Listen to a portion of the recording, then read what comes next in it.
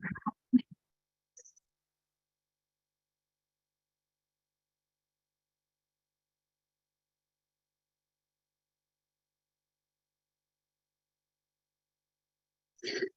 right, well, again, good afternoon and welcome to the Supporting Client Health and Wellness class presented by the Far Northern Regional Center's clinical team. My name's Jen Badger and I'm an RN. I work in the Far Northern office in Reading. The rest of our clinical team is not on today, but they are, I'm sure, going to be watching the video later. But anyways, it is really, really nice to have you all here today. We've got a lot of people on the class. It's really great to see our classes grow and have more attendees. And I think that the interest is there in these health-related topics and how to best support regional center clients, as you all do, and we're so grateful for all the good work that you do. So as you may know, we started off this series with 4 classes, primarily talking about psychiatric diagnoses and medications. Those videos are on our YouTube channel if you want to go back and watch them. And then after we finished with the psych stuff, we kind of rolled into the Fatal 5. So the Fatal 5 is the 5 top causes of death in individuals with developmental disabilities. We have talked about constipation and bowel obstruction, aspiration, and dehydration. And today we're going to talk about seizures. So what is a seizure? A seizure is a brief temporary disturbance in the electrical activity of the brain. It can affect your muscles, muscle control, and the ability to move muscles. It can affect the ability to speak. It can also alter vision and eye movement. And also it can change a person's awareness of their surroundings and their behaviors. Seizures can be convulsive or non-convulsive. And we'll go into this in a little more detail, and I've got a couple videos we're going to watch today. But I think when people think of a seizure, they think of the grand mal seizure, right? That involves the entire person and, you know, with the shaking and jerking and you know, frothing at the mouth and complete unconsciousness, right?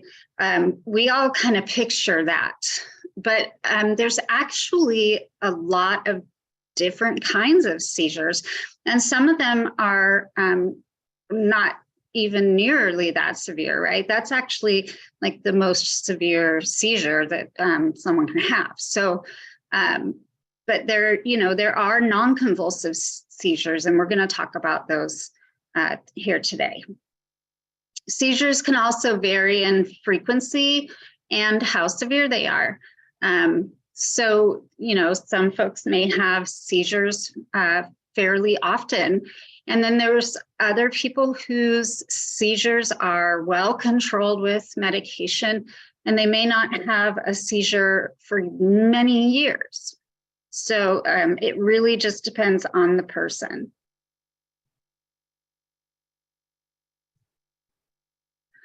So what is the difference between seizures and epilepsy? So sometimes it's possible to have a seizure that's actually the result of some other disease process, right? Either a disease that specifically can cause seizures, or maybe a complication of a disease that can lead to seizure. Fever can cause seizures. I know you've probably heard of, small children having fever-related seizures, and that's actually fairly common in infants and children. And most of the time, I think that's kind of, maybe 1 or 2 time event for that child, and then they don't go on to have any seizures later in life. Temporary medical, neurological, or neurosurgical illnesses can also lead to seizures. But as it says here on the slide, these are temporary, right? So it may be that they have seizures at the time when they're having a specific illness, but then when that illness or disease is treated or resolves, the seizures don't happen anymore. And then there's a big difference between that and someone who has a diagnosis of epilepsy. And epilepsy is a chronic condition that's ongoing throughout the individual's life, where they have a series of seizures, and this can develop at any age. A lot of times we see children or infants, who have epilepsy, and they have epilepsy for the duration of their life, but it can develop within somebody that's older, and not necessarily go away, right? They've, developed epilepsy, or sometimes it's just called a seizure disorder. Seizures reoccur frequently if not controlled with medication, and also often without any known cause at all.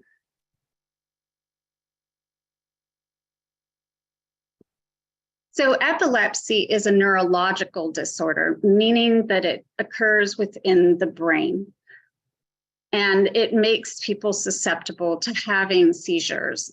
Sometimes it's called a seizure disorder, and it can develop at any age, as I said. Seizures are chronic, and they can often happen without knowing where the condition stems from. But there are certain things that we do know can lead to epilepsy, and we will talk about those as well. But first, let's just go over the different types of seizures. So seizures are divided into 2 main categories. There's focal or partial seizures, and these are the ones that occur in part of the brain. So as you can see in the picture here, the seizure, which is the red with the arrows, that is only happening on one side of the brain, right? And it's usually only occurring in one area of that side of the brain. So that can be called a simple partial seizure or a complex partial seizure. But in recent years, the term focal is actually used more often. Focal seizures can actually spread and become a generalized seizure. And a generalized seizure is a seizure that affects the entire brain. And these are fall into these 5 categories: tonic, atonic, tonic-clonic, myoclonic, and absence. And we're going to go over each of these as well, so you can get a better understanding of what that looks like.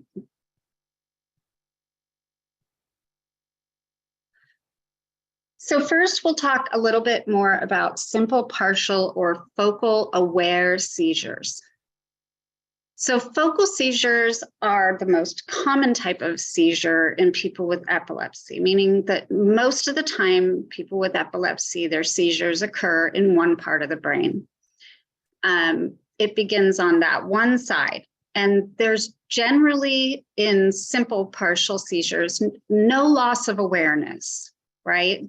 They can recall events of what happened during the seizure, and usually they recover quite quickly from the seizure activity. So there's no postictal period. And the postictal period, as we'll learn more when we go over generalized seizures and complex partial, it's the time period after the seizure where someone is very tired and can be confused and out of it. It's a recovery period from having a seizure. But with simple partial seizures, typically the seizure occurs and then they just roll back into the way that they were before they had the seizure, with no postictal or recovery period. It's important to know that someone who has simple partial seizures, when that happens, it can be a warning of a stronger seizure to come. Like we saw in the previous slide, this can transition over from part of the brain to affecting the entire brain. So it is important to know that if somebody is having a simple partial seizure, we probably need to keep an eye on them, for a little bit and make sure that the seizure doesn't get worse. And sometimes, because these are focal aware seizures where they haven't lost their awareness or alertness, an individual might begin with a simple partial seizure, and they know that they're going to transition into a generalized seizure. And so they may know at the time that they need to lay down, they need to stop doing whatever they're doing that might pose a danger to them if they go into a full seizure. So it can sort of be a warning to the individual as well as to anyone who's working with them. So complex partial seizures, which are also known as focal impaired awareness seizures, these also begin on the one side of the brain, typically in one area, but there is a loss of awareness. So the person might stare blankly and they're not alert or they're not aware. Their eyes may be open, but you can't alert them. You can touch them and call their name and they're not going to respond. These types of seizures can also include things like automatisms. And these are repetitive involuntary movements, like hand wringing or picking at their clothes or other kind of just bizarre repetitive motions that they're just doing during this seizure, but they're not aware of it. It can also include something called behavior arrest, which is where they just completely freeze and they're not moving at all. Sometimes people even repeat words over and over again, or phrases, or laugh, even scream or cry. But again, they're not aware of what they're doing.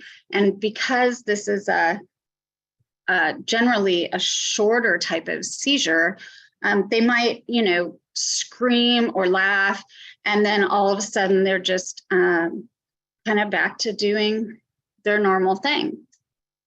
Sometimes they do things that are really dangerous or embarrassing, like, taking off their clothes or walking, blindly, if you will, because they're not aware. They may, walk into traffic or do something that could be very dangerous. So for our folks that have complex partial seizures, it's important to be aware that we need to watch for those types of events, because if somebody's eyes are open and they're walking, we may not even realize that they're actually having this type of seizure activity until something, bad has happened. So we definitely want to be aware. And it's also one of the important reasons too of not only knowing that people in your care have a seizure disorder, but knowing what type of seizure disorder they have, so that we can know and understand what to watch out for and how to respond appropriately. With complex partial seizures, they may have some tiredness, confusion, postdictally, but I don't know that it's that common to have that. So this is interesting. It kind of shows just, this is a side view of the brain, and it shows the different lobes of the brain. And if someone's having a complex partial or simple partial seizure that is occurring in just one part of the brain, it describes what some of the different types of symptoms you might see are. So the frontal lobe, seizures that begin there, you may see loss of motor control, a change in behavior, or a change in their language expression. Maybe they just talk differently or sound differently. If maybe they have a different first language, and when they're having a seizure, they might start speaking in their native language and not even realize it. But the frontal lobe tends to be the judgment center too, so that change in behavior can often be seen with those. And then the parietal lobe, which is just behind the frontal lobe, seizures that begin there can cause a person to have odd sensations and feelings, numbness, tingling, burning or cold, very sensory type symptoms. And then the occipital lobe, which is in the back of the brain, these seizures can cause people to see odd things, right? So the occipital lobe, as you may know, that's the part of the brain that controls your vision. And so when somebody has a seizure in that part of the brain, oftentimes what they experience is visual type symptoms. So they might see flashes of light, or maybe they lose their vision for the duration of the seizure. And then the temporal lobe, seizures that happen there affect smell, taste, the ears. They might have buzzing or ringing. These are interesting too, because there may be a sudden panic or fear, or maybe that sense of deja vu, or even some tummy upset.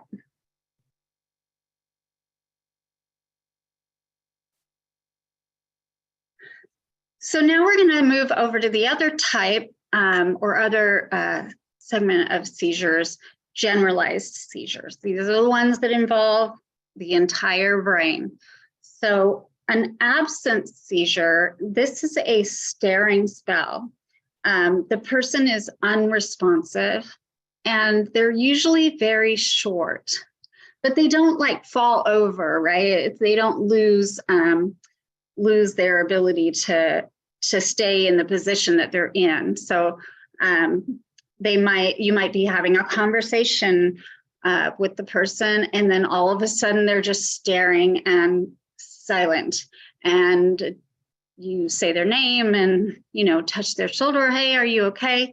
And they're not responding at all. But just a few seconds later, all of a sudden they're like, oh wow, okay, hey, and they'll start talking again.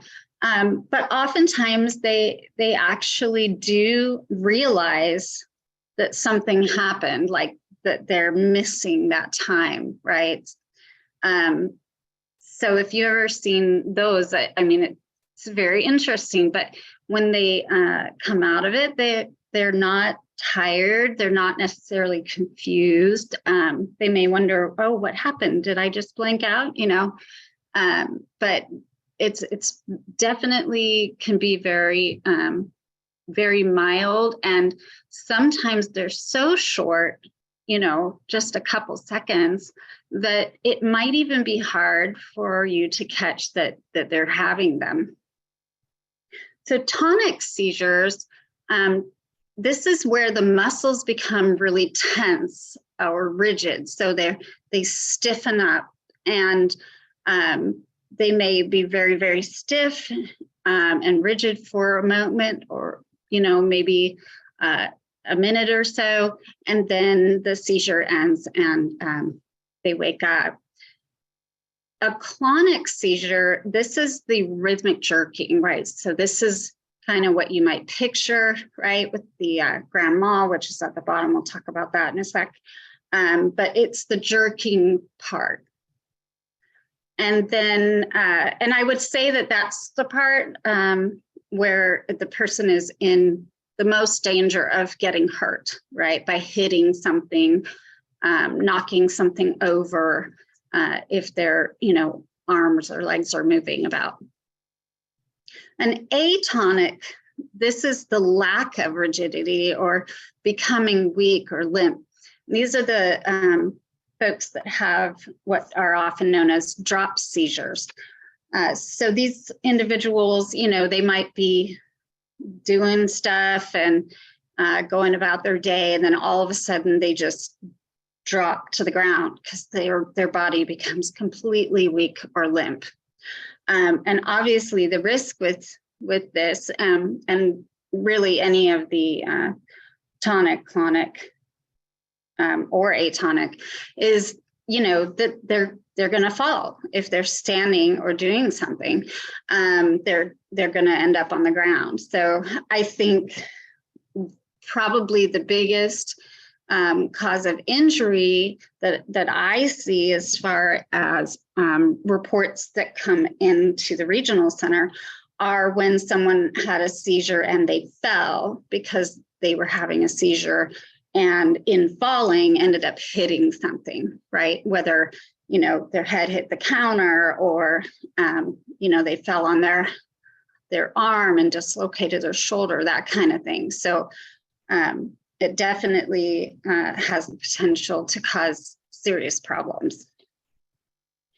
And then myoclonic, myo meaning muscle and clonic meaning that jerking movement. This is really generally in certain muscle groups, like, you know, maybe the arms or the legs, but kind of a jerking and twitching movement that happens. These, I don't think these types of seizures often include a loss of consciousness. They can, but for the most part, people will experience these and it'll just be very unsettling to them because they can't control it. Then, of course, the last one is the tonic-clonic seizure, and that's what previously was called the grand mal seizure. And this is a complete loss of consciousness and begins with the tonic phase. So initially, they are going to be tense or rigid. If they're standing, they're going to fall over at that point.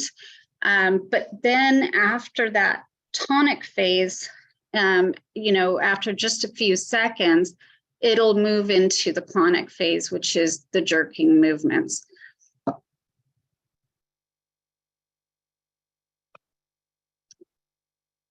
So status epilepticus, this is a term to describe having a really prolonged seizure or clusters of seizures where there's no recovery of consciousness between them. So, you know, they're having a seizure, they're unconscious, and then it kind of stops, the jerking stops, but before they even really wake up, they have another one. Back-to-back seizures are very dangerous. A prolonged seizure is very dangerous. According to the International League Against Epilepsy, they define a status epilepticus as any seizure that's lasting greater than 5 minutes. and it is an emergency.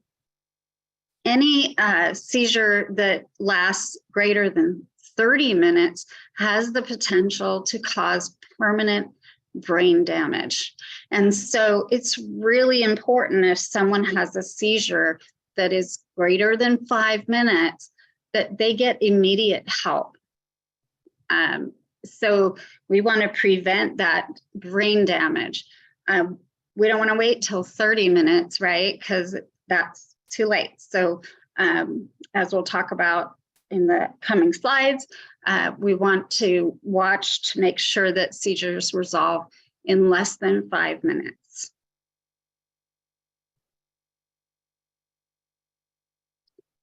So I have a video, and it just takes me a second to do this. Hopefully I'm going to the right screen because I've actually got a couple videos. I can't see anything like that. Well, I haven't started it yet. Well, any of it. We haven't been able to see any of it. All I see is people. Bernice and Shelly and Sean. That's it. Is anybody else having problems with their video? I don't know. How do you get to it? Maybe I just don't know how to get to it. I think they just need to swipe their screen to the left and they should be able to see the presentation. Okay, there we go. Thank you. You're I'm welcome. taking great notes. I just couldn't see anything. So, okay, thank you. Oh, I'm so sorry. Okay, I'm gonna make this bigger, but let's just watch this video real quick.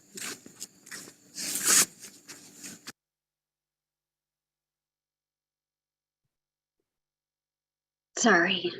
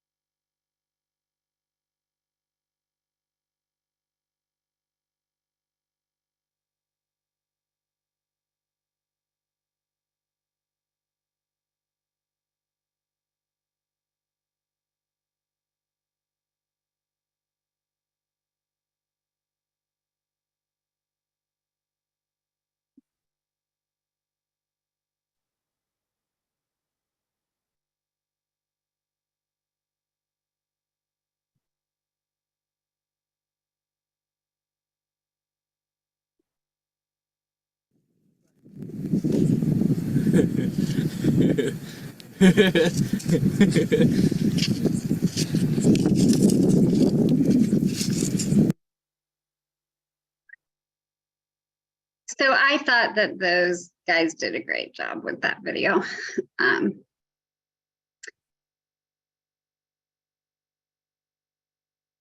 The war in Ukraine So I know forced my there family to wasn't flee. a My lot sister, of mother, sound and grandmother here, and left I their entire lives apologize behind on for lost February that. 24 and moved in with my family. No, my YouTube is playing.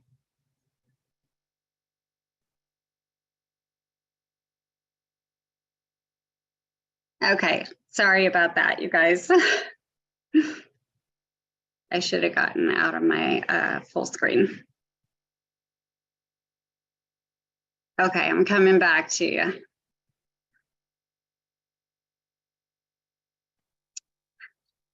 I lost my place.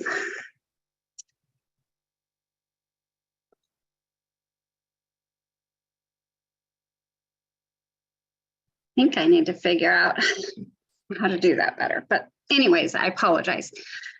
So in that video, you know, those guys acted out kind of the different types of seizures. And as you can see, there's quite a variety, and really with the tonic-clonic being the most severe.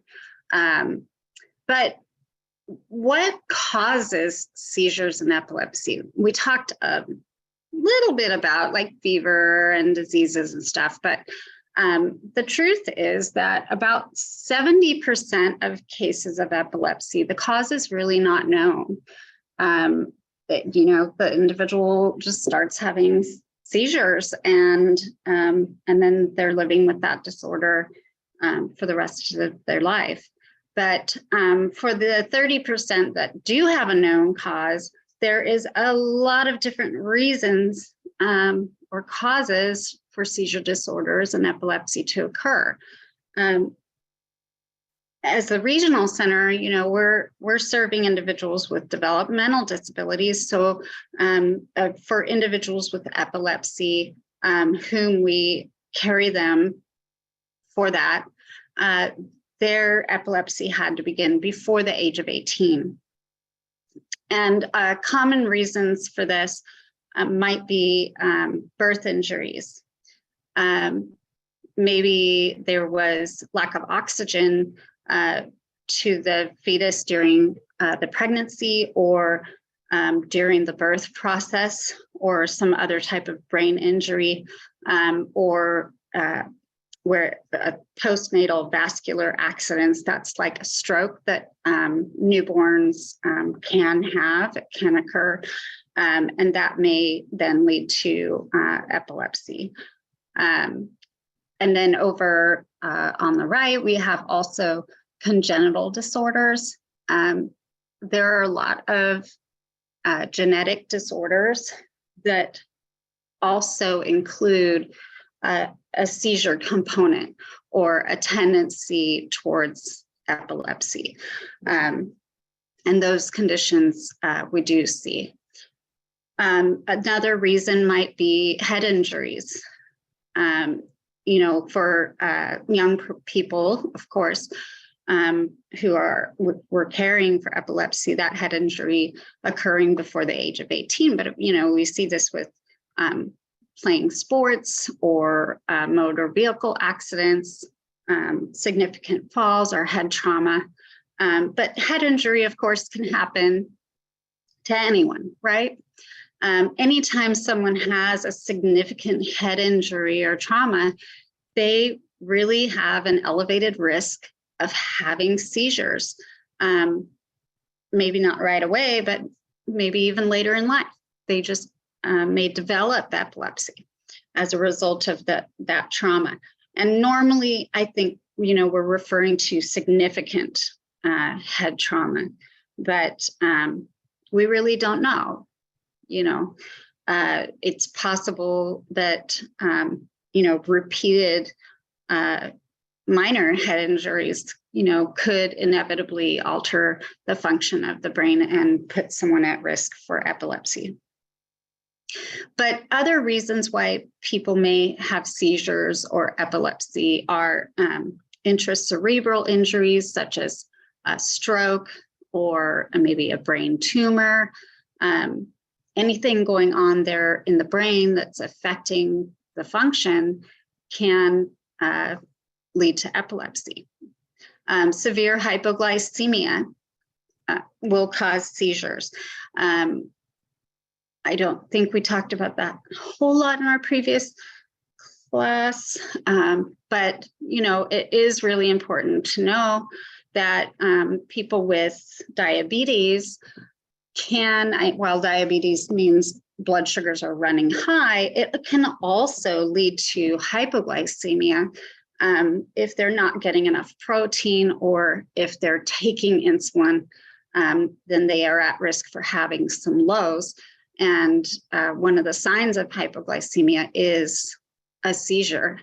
For metabolic disorders, I think the main one we're looking at too is the diabetes, but other metabolic disorders can lead to seizures as well, especially if it's the metabolism of medications or things that can build up as toxins and affect the brain functioning.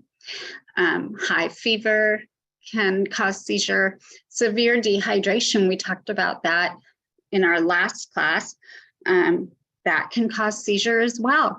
I don't know if you remember the picture we shared where the brain is actually smaller. It's like kind of shriveled up from dehydration.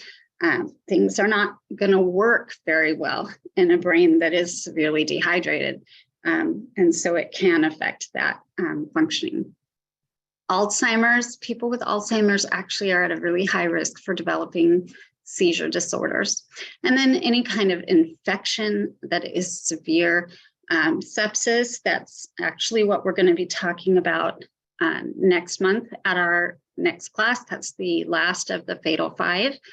Meningitis is an infection in the brain and nervous system.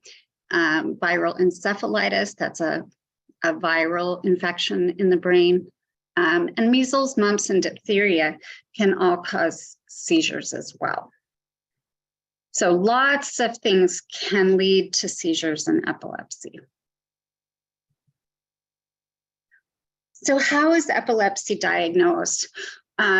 Normally, a doctor is going to get a history. They're going to do a neurologic exam. They're going to be wanting to hear about observations of what seizures look like, how they started, what happened, how they recovered. Kind of the gold standard is an EEG, but honestly, if somebody's not having a seizure during that EEG exam, it's not going to catch it. It's not going to show that they have seizures if it's not happening at the time. So they use all kinds of things to try and trigger seizures while people are having an EEG, like sleep deprivation or flashing lights and that sort of thing, to see if they can capture it. Radiological testing really is more looking at different abnormalities in the brain that might cause seizures. And then lab work, same thing, just looking for a reason for why seizures might be occurring. And how is it treated? There's lots of different treatments, but I think the one that we see the most is anticonvulsant medication. I'm not going to go into anticonvulsant meds today. We did talk about those when we did psychiatric medications, because anticonvulsant meds are also used to treat mood disorders. However, they're very, very important for the treatment of seizure disorders. And generally, when somebody is stable for years without having a seizure, it's because they're consistently and routinely taking their anticonvulsant medication. There are other medications listed here that are used. There's also the option of surgery. If it's a focal type seizure, sometimes they can go in and remove just that little part of the brain that is not working right. And that can cure the person of their seizure disorder. Other things you might see is folks that have implanted devices like a vagus nerve stimulator or deep brain stimulator. And these are devices that stimulate the nervous system of the brain and kind of stop that seizure. It sort of shocks the brain back into normal function. And then also immunotherapy and also diet changes have been shown to help some people with their seizures. So what can trigger a seizure? These are important to know, right? The top reason is missed medication. People, when they take their anticonvulsant medication, they need to take it on a regular schedule so that the level of that medication in their blood is consistent and the same and working all the time, right? If they miss medications or decide to just not take their medications for a couple days, chances are they're going to have a seizure. Other things listed here, excessive stress, being super excited or overstimulated, drinking too much fluid or being dehydrated. These can all trigger seizures. Extremely low blood sugar.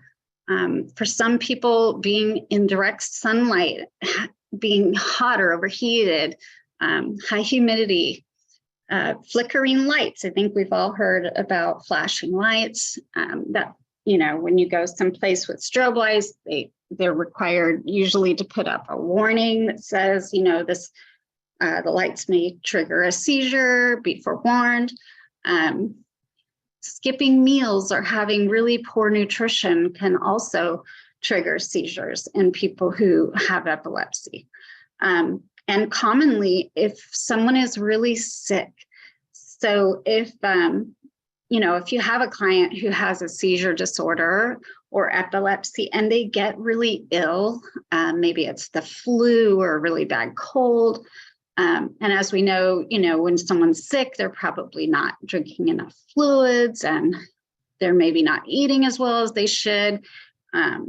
These can all contribute to risk for having a seizure.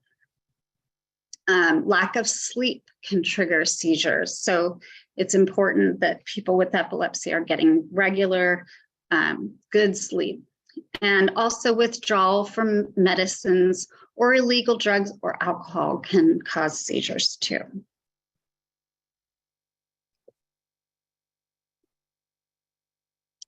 Okay, we're gonna skip that video because we have 14 minutes. We're gonna go right into first aid.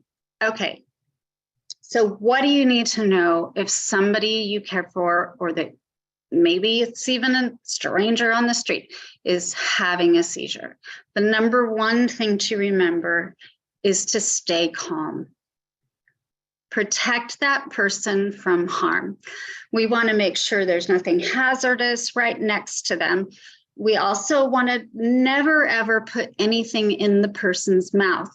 I know, when I grew up, they always put something in their mouth, right? Like you watch it on TV, put something in their mouth, they're going to bite off their tongue. Well, people can bite their tongue and they might have some bleeding from that, but it's actually a much higher risk that anything you put in their mouth could cause them to choke or could, break their teeth if they're clenching their teeth on it too hard. It's just definitely the cons outweigh the pros as far as putting things in someone's mouth. Just don't do it. You want to time the seizure, and this is where we talk about that 5 minutes, right? If someone's having a seizure, then you get them safe, you move stuff out of the way, and then look at your watch, or hit your phone so you can see what time it is, and keep an eye on it, because most seizures don't last 5 minutes long. But if a seizure does last 5 minutes, then you need to call 911.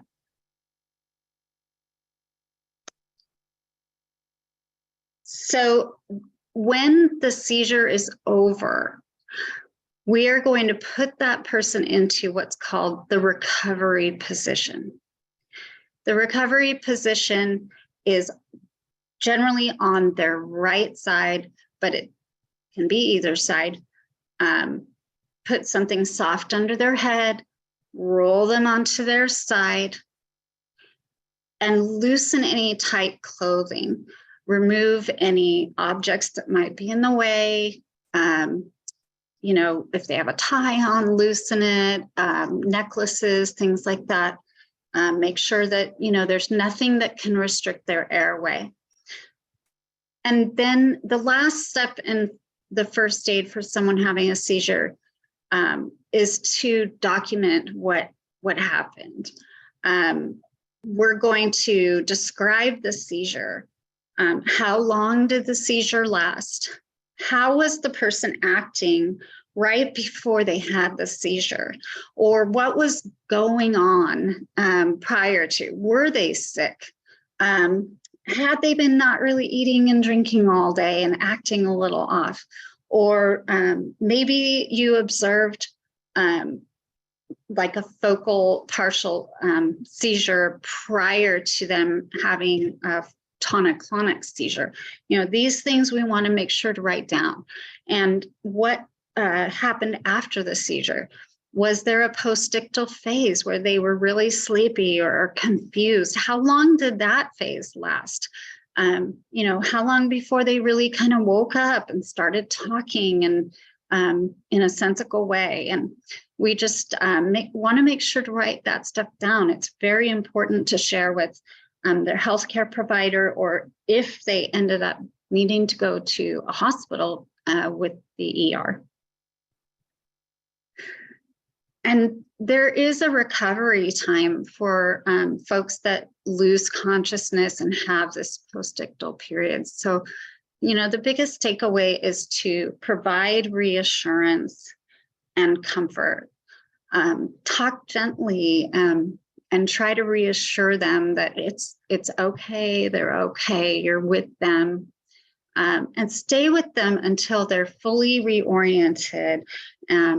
You know, make sure that there's no injuries.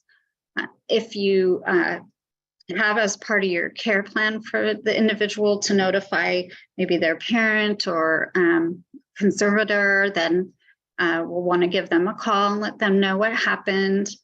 And then allow the person, you know, they may need to change their clothes. For individuals who have generalized seizures, sometimes there is incontinence that occurs. So, you know, let them do that, but make sure they're steady on their feet and able to get up and move around, and, you know, assist them if they need it, or allow them to rest or sleep. A lot of folks may feel like sleeping for a while because they're just worn out. Their body has been through something that required a lot of energy and, you know, involved a lot of tension and movement. And so, you know, they just might want to rest. They might also complain of a headache or be pretty confused. So we want to make sure that we're there with them until they are no longer confused. And make sure that their headache gets better. Don't give people any food or drinks until they're fully awake and alert and kind of back to themselves. You know, it's as a comforter, we often want to offer, you know, oh, do you want some water? You know, just wait till they're wide awake and alert before we offer them anything, okay? Because we don't want them to have a choking risk if they are not quite awake enough to swallow safely. And then, as I said, have somebody stay with them until they're fully recovered. So when to call 911? Seizures don't always require urgent care. They may cause us to feel a little bit panicked, you know, because it's a big event, but we don't always need to rush to the emergency room. But there are times when we do need to call 911. If someone stops breathing for longer than, 20, 30 seconds, it's important to call 911 and then begin CPR or rescue breathing if they continue to not breathe. One of the risks with having a severe seizure is anoxia, or not breathing. Maybe they're so tense, they hold their breath, they're not breathing, and so they're not getting oxygen to their body or their brain. And this, of course, can lead to death or cardiac arrest. So we want to pay attention to that they're breathing and taking in breaths at least, a few times a minute. If the seizure lasts longer than 5 minutes, we should call 911, because this is an indication of status epilepticus, and there's really no guarantee the seizure is going to stop. So we want to make sure that we go ahead and call. If they keep having repeated seizures within a 24-hour period, we should probably take them to the emergency room. If the person has diabetes, we should call 911, because there's a possibility that what's really going on is hypoglycemia, which can be extremely dangerous. Or if they're pregnant, because a seizure is a sign of, it could be something like preeclampsia or a serious problem related to their pregnancy, as well as putting the unborn child at risk. So if someone is pregnant or has diabetes and has a seizure, definitely call 911. This, if it's the person's first seizure, or if you don't know if they have epilepsy, then call 911, because we don't know what's going on, right? It could be something very serious going on medically, and so we want to make sure to get them medical attention right away. And if they are seriously injured. So as I mentioned earlier, people can have significant falls and get really hurt when having a seizure. So we want to get medical care for them if that happens. So care planning. It's important to have a plan for individuals who are at risk of seizure. So first step is figuring out, who are you working with who has epilepsy, who has a history of having a seizure, or who has a medical condition with an increased risk of seizure, such as some of the things that we talked about earlier. Maybe they have had a brain injury, or they've had a stroke, or they've been recently diagnosed with a brain tumor, those kinds of things. And then the second part is determining what strategies we're going to use to prevent seizures. Now, there are not great ways to prevent seizures, right? Other than like taking medications, possibly sticking with that special diet. But what we can do is try to learn or know what has triggered seizures for that person in the past, and avoid those triggers if possible, right? So, some people could probably tell you, what was going on before they had their last seizure, or, maybe it's the same thing every time. And those are things we want to make sure that staff's aware of, so that we can plan to avoid those things. The third step in care planning is determining what everyday safety measures are needed. So we didn't really talk about this previously. So there's a nice list here of different things that can be used to try and increase safety for people who have seizure disorders or epilepsy. For folks who are living in licensed care or even at home, they oftentimes will have like the big padded floor mats like you see in a gym or something next to the bed, so that if they have a seizure and fall out of bed, they don't get injured. Or maybe they use a hospital bed with the rails up and seizure pads to protect them if they have a seizure at night. You can get padded covers for edges of countertops or, handles or nozzles in the bathroom. Maybe soft flooring. Probably best not to have glass top tables in case they have a seizure and fall so that they don't get cut. Not taking a bath is a really important step just to prevent, a tragedy from having a seizure while in the bathtub can be deadly. Using a shower chair in the shower so that if a seizure occurs, they don't fall down and get hurt, or they don't fall as far. It may be using an occupied sign on a door instead of locking it so that, if something happens, staff can get in to assist the person, and securing heavy items to reduce the risk of them falling. And then, having those strategies in place that you're going to use if a seizure occurs. Everybody should know seizure first aid and receive training on any protocols that you may have in place. If the person has a stimulating device like the vagus nerve stimulator, staff needs to know when to use it and how to use it. If sometimes folks have special medications that are given if they have a seizure that lasts, more than a few minutes. So knowing what those are, where they are, how to give those, how to document the event, and then who they should call.